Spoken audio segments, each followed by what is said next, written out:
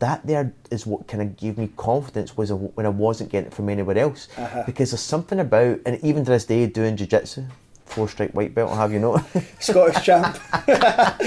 You know, something we can agree on.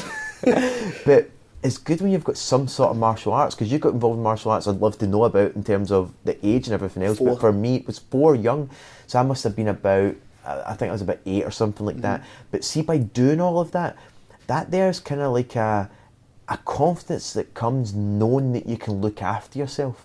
That if you get into a fight, it's cool.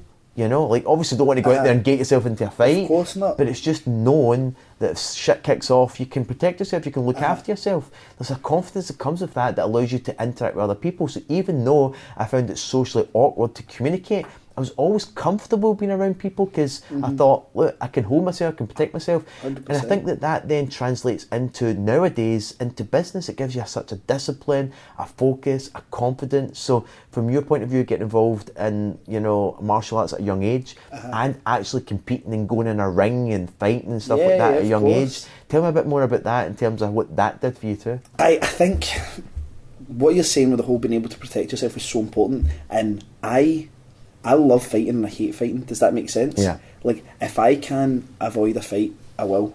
Like, there's been times, just because you can fight doesn't mean you need to, right? And the way I always think about it, it's always good to know that you can, if it's needed, but also have the clarity of mind to remove yourself from a situation where it's not worth it, right? Yeah. So it's not about, like you say, being a mad bulldozer that can just run about knocking people out, right? It's not what you want to do. And I remember, and I don't know, you're a parent, right, with kids growing up in this new world. I say new world as if I'm older, like as if I'm like 50, but I'm sure you get what I mean. I'm sure the people watching this would get what I meant. But when I was doing Taekwondo from a young age with Patrick McLaughlin, Mr. McLaughlin, that was our instructor, right? What an amazing guy. Still speak to him to this day. And I would never have done MMA. I would never have fought MMA if it wasn't for starting there, right? And if I or any other child misbehaved in that class, you were told to sit out, right? And one of the things that was very important that taught me discipline very fast, because I was like a Duracell bunny. My dad was like, you would wake up at 5:30 in the morning and not stop until midnight. Like, you could not be stopped. I needed to find things to try and tire you out. Now, if I was misbehaving, now I wasn't a bad kid, but you're being like a wee bit cheeky, or you're distracting the class, like, and that's something I think I'm still bad for to this day, distracting people. And Mr. McLaughlin would say to you, like, look, you need to sit out, right? And you would sit out. Now, my dad wouldn't come in. I think parents nowadays, you wouldn't be like this with parents nowadays, would be like, why have you excluded my son or something? Yeah. My dad would come in and be like, he would see me sitting out and he would go straight to the instructor. What did he do? Yeah. Oh, he was doing this and this. And then my dad would be like, why are you embarrassing me in front of your instructor? I'm paying money here. Like, and you're in a low income area. Like, if you're getting a couple of Taekwondo lessons a week, and my dad would even drive me to Paisley to get extra lessons, because Mr. McLaughlin had classes in Pollokshields and in Paisley.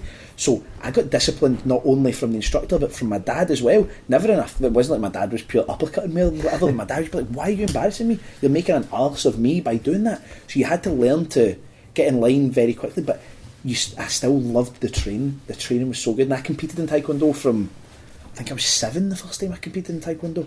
And see that feeling, the nerves of looking at someone else going, oh my goodness, this person's about to start trying to hit me and I need to hit them. It's crazy. And like you said, transitioning into business, or even just transitioning into adult life in general, even if you're transitioning into the world of work, it is, to me, only the responsible thing to do a martial art, to learn to fight.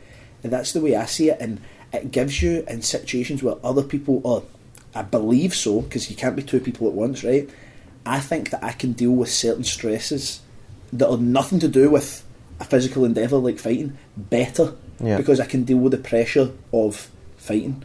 Like, when you're in the office or you're working on a big deal, or you've got something that's worth £1 million there in front of you, that's a big number. And like, I think through being around you and growing my own business, I'm so used to talking in those numbers now.